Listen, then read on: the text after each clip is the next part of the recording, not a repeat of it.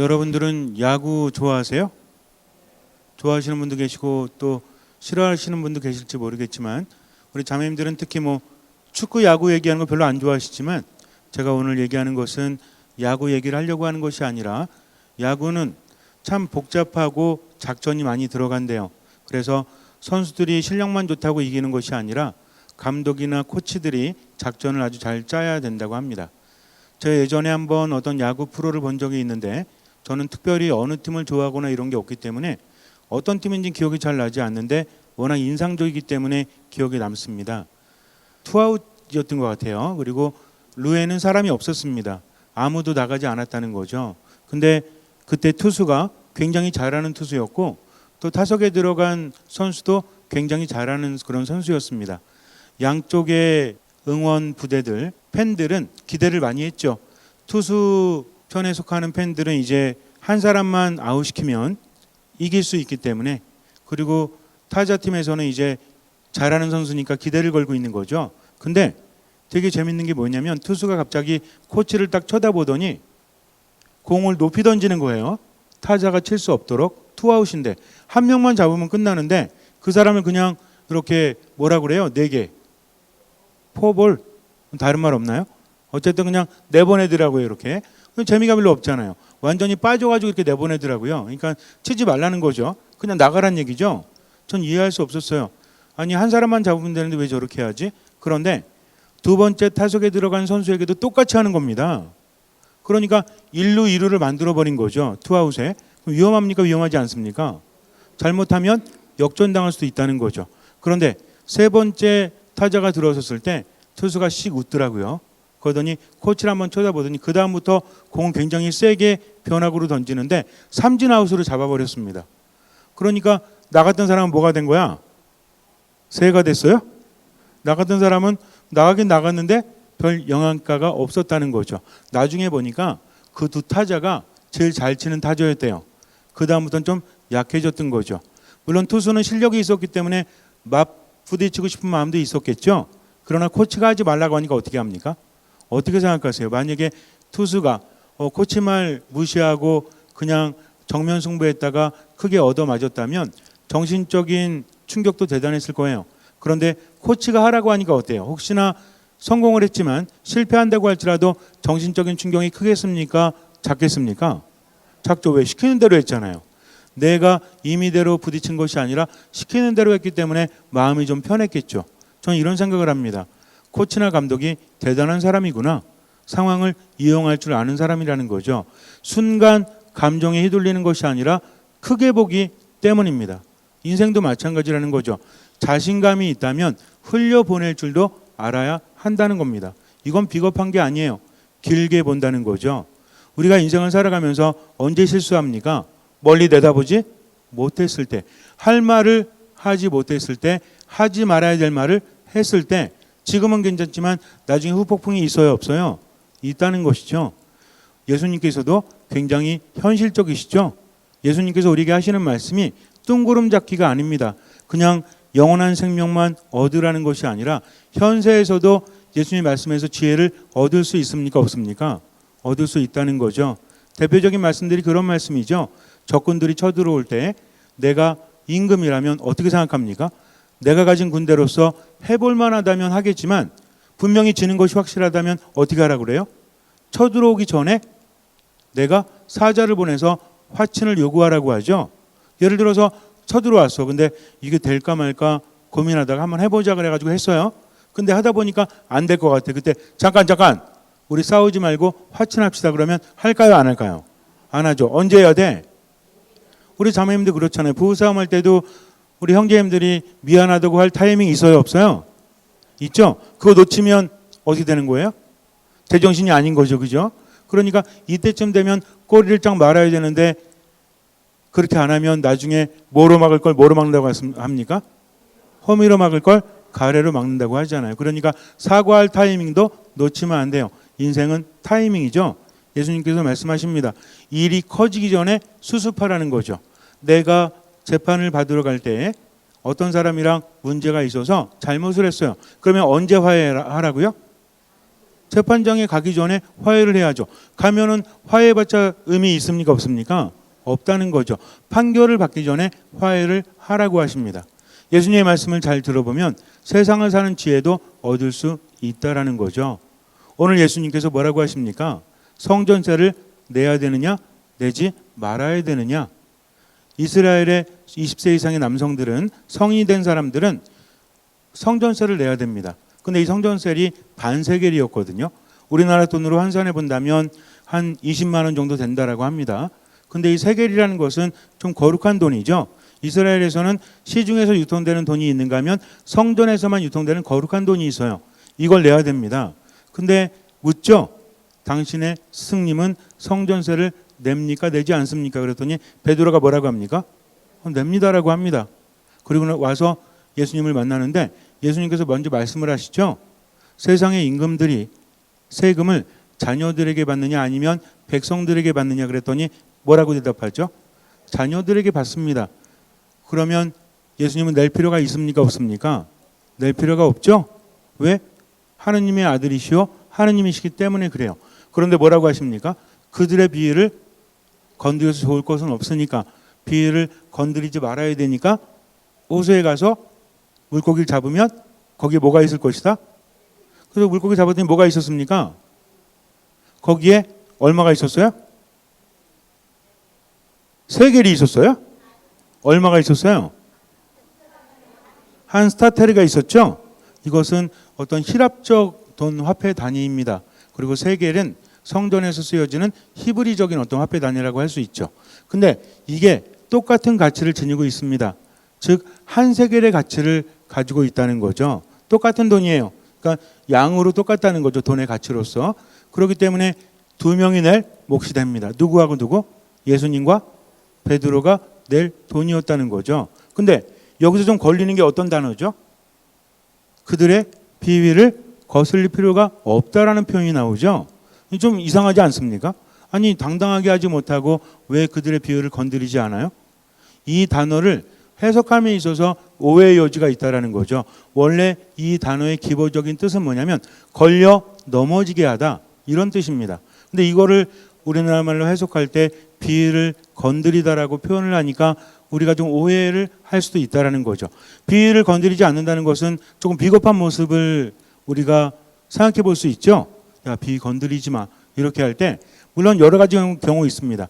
내가 당하지 못할 때는 비위를 건드리지 않는 게 좋죠. 근데 이 의미는 원래는 사실은 비위를 건드리다도 우리가 무조건 약하기 때문에 안 건드린다기보다는 내가 강해도 건드릴 필요가 없을 때가 있죠. 우리 형제님들 같은 경우는 그렇잖아요. 여기 계신 형제님들 자매님들이랑 부부싸움 할 때 해서 어차피 이길 수 없으니까 내가 오라도 상대방이 오라도 이길 수 없죠. 우리 어르신들 세대는 좀 안 그러실 수도 있어요. 요즘에 젊은 사람 세대에는 부부싸움하면 거의 누가 이겨요? 남자가 이겨요? 여자가 이겨요? 여자가 대부분 이기죠. 그러니까 무조건 남자가 잘했어도 나중에 남자가 잘못했다라고 해야 된대요. 텔레비전 프로를 보다 보니까 이렇게 나오더라고요. 똑같은 행동인데 1번 남자가 잘못했다. 2번 싸운다. 누가 사과한다? 남자가 사과한다. 2번 남자가 잘못 안 했고 여자가 잘못했다. 둘이 싸운다. 누가 사과한다? 남자가 사과한다. 이렇게 된대요.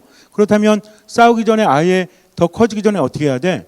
내가 옳지 않아서가 아니라 내가 당당하지 않아서가 아니라 어차피 이길 수 없는 싸움. 왜? 사랑하기 때문이죠. 그러니까 아예 처음부터 어떻게 주는 게 편해?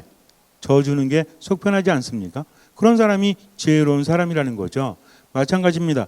이 의미를 바라본다고 했을 때 걸려 넘어지게 하다. 성전세를 받는 사람들은 의무죠. 그 사람들은 거둬야 됩니다. 누구나 다 이스라엘 백성이라면 그것을 내야 돼요. 근데 만약에 예수님께서 내지 않으신다면 사람들은 알지 못합니다. 그러니까 어떻게 생각할 수 있어요? 아니 하느님의 법을 지키지 않는구나. 율법을 지키지 않는다고 해서 예수님을 배척할 수 있죠. 그러니 괜히 건드릴 필요가 있습니까 없습니까? 없다라는 거죠. 예수님 왜 오셨어요? 싸우려고? 왜 오셨죠? 사람들을 구원하시기 위해서 큰 계획을 갖고 계시죠. 그러니까 큰 계획을 수행함에 있어서 사람들이 오해할 만한 행동은 하지 않습니다. 이건 다르다는 거죠. 내가 눈치를 보거나 손해를 보거나 이익을 얻기 위해서 비굴하게 구는 것이 아니라 나는 당당함에도 불구하고 아직은 건드릴 때가 아니라면 피해갈 줄 아는 뭐가 있어야 된다? 지혜가 있어야 한다는 것입니다. 또 한 가지가 있죠. 사람들은 율법을 지킵니다. 다 지켜야 돼요. 누군 안 지켜도 돼요? 오늘 같은 경우에 성전세를 누군 안 내도 돼? 예수님은 안 내도 돼요. 왜? 하느님의 아들이시오 하느님이시기 때문에. 딴 사람들은 내야 됩니까? 안 내야 됩니까? 내야 되는 거죠. 근데 만약에 예수님께서 안 내시면 하느님의 아들이니까 안 내시는구나 이렇게 생각을 해요? 아니 하느님을 전하시면서도 왜 율법을 지키지 않을까 하면서 사람들이 오해할 여지가 있습니까? 없습니까? 있다라는 거죠. 그러니 그럴 필요가 없습니다. 그런데 예수님께서는 어떠한 방식으로 그 돈을 지불하죠? 당신이 가진 돈으로? 아닙니다. 물고기가 물고 있었죠? 이 자체가 뭐예요? 기적이라는 거죠. 즉 예수님께서는 당신의 위치를 보존하시면서도 당당함을 잃지 않으면서도 그러면서도 피해갈 줄 안다는 거죠. 예수님을 본 사람들, 예수님의 제자들은 예수님이 말만 그렇게 하고 그냥 아유 비겁하게 내다 이렇게 생각하지 않습니다. 그분은 기적을 통해서 당신이 누구이심을 하느님의 아들이심을 그러니까 성전세를 내지 않아도 되시는 분임을 알려주면서도 그러면서 어떻게 하셨습니까? 세속적으로는 지혜롭게 피해가셨다는 거죠. 마태복음에서 말하고 있죠. 마태복음 10장을 보면 어떤 말이 나오죠? 너희는 뱀처럼 슬기롭게 비둘기처럼 순박하게 온순하게 되어라 라고 말씀하십니다. 그러니까 마태복음 10장에서 그렇게 말씀하시고 나서 오늘 예수님께서 모범으로 보여주셨다는 거죠. 이것은 무엇이냐면 당당한 거예요. 중심이 잡혀 있는 겁니다. 이렇게 저렇게 눈치 보는 것이 아니라는 거죠. 우리가 힘든 이유가 무엇입니까? 상대방이 대단하기 때문에? 아니죠. 내가 불안하기 때문이죠. 중심이 안 잡혀 있기 때문이죠. 몸이 아플까 봐 걱정되고 마음이 상할까 봐 걱정되고 상처를 받을까 봐 걱정하기 때문에 불안하기 때문에 뭐가 없기 때문에? 중심이 없기 때문에 그렇다는 것입니다. 우리가 하나님을 믿고 살아감에 있어서도 정말 중요한 것은 어려움이 있어요 없어요? 있습니다. 괴로움은 있어요 없어요? 있습니다. 하지만 중요한 것은 어려움과 괴로움이 있다고 할지라도 하느님 안에 중심을 두고 있다면 흔들리지 않는다는 거죠. 대부분의 경우 어떻습니까? 내 앞에 놓여져 있는 상황이나 환경보다는 내가 약하기 때문에 짜증나고 내가 약하기 때문에 화가 나고 내가 약하기 때문에 무너지는 거 아니에요? 그렇지 않아요? 그때는 몰랐지만 지나고 보고 보니까 내가 왜 그랬을까? 맡기고 최선을 다했으면 될 것을 괜히 안달하고 괜히 불안해하고 괜히 힘들어했죠? 왜 그랬어요? 중심이 잡히지 못하니까. 더 큰 문제는 뭔지 아세요? 지난 날을 바라보면서 왜 그랬을까 하지만 앞으로도 또 그렇게 되는 게 문제라는 거죠. 정말 중요한 것은 무엇입니까? 내 앞에 어려움이 사라지는 것? 아니에요. 내가 그분과 함께하는 겁니다. 그분을 내 삶의 중심에 놓고 뿌리를 둔다는 거죠. 그럼 어떤 사람이 하느님 안에 뿌리를 둘 수 있을까요?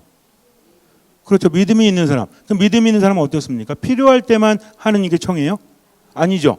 매 순간순간 부족하긴 하지만 그래도 하느님 안에 머물고자 노력하는 사람. 어떤 마음으로 살아가는 사람? 듣는 마음으로 살아가는 사람이에요. 내가 불안하고 힘들 때 다시 한번 생각해 보세요. 하느님이 나를 싫어하시거나 제외하신 것이 아니라 내가 온전히 하느님 안에 머물지 못하기 때문입니다. 아무리 큰 고통이 와도 이겨낼 힘이 있는 사람, 중심이 제대로 잡힌 사람은 이겨내요. 그런데 아무리 작은 고통이 올지라도 중심이 없고 불안한 사람은 넘어지게 되어 있다는 거죠. 세상이 그렇지 않습니까? 큰일 중에서는 오히려 잘 버텨냈는데 작은 일에 무너지는 경우 있어요 없어요? 있습니다. 왜 그래요? 내 마음이 그렇게 나약하기 때문에 그래요. 한번 생각해 보세요. 내 옆에 있는 사람 때문에 불행해요? 아닙니다. 내 안에 불안감 때문에 그래요. 내 앞에 있는 상황 때문에 불안해요? 아니에요. 내 안에 힘이 없기 때문에 그래요. 믿음이라는 것은 나는 나약하지만 하느님께 중심을 두고 어떻게 살아가는 겁니까? 당당하게 살아가는 겁니다. 어디 가서도 눈치를 보거나 비굴해지는 것이 아니라 하느님이라는 중심이 내 안에 있기 때문에 나는 지금은 살아갈 수 있는 것이요. 나머지는 주님께 맡긴다는 거죠. 문제는 뭐냐면 맡길 수가 없는 거죠. 왜? 내 스스로가 믿음을 갖지 못하기 때문입니다. 그래서 제가 여러분에게 그러죠. 성당에 왜 오냐고. 이것은 깊이 생각해 봐야 될 문제입니다. 성당에 왜 옵니까? 활동하기 위해서? 아니죠. 하느님 만나기 위해서 만나고 나서 활동해야 됩니다. 한번 생각해 보세요. 힘들어하는 사람, 신앙생활하면서도 정말 힘들다고 말하는 사람은 하느님을 내 안에 모시려고 듣는 마음으로 살아가기보다는 자꾸 어디 관심이 있어? 다른 데 관심이 있죠? 그러니까 다른 것은 얻을지 몰라도 뭐가 자꾸만 무너지는 거야? 내 마음이 무너지는 거죠. 왜? 마음의 중심이 없기 때문에 그래요. 어떤 중심이? 하느님이라는 중심이 없기 때문입니다. 잠시 눈을 감으세요. 예수님은 하느님의 아드님이셨어요. 그럼에도 불구하고 슬기롭게 피해 가십니다. 그러면서도 하느님의 권위를 잃지 않으셨죠. 우리도 마찬가지입니다.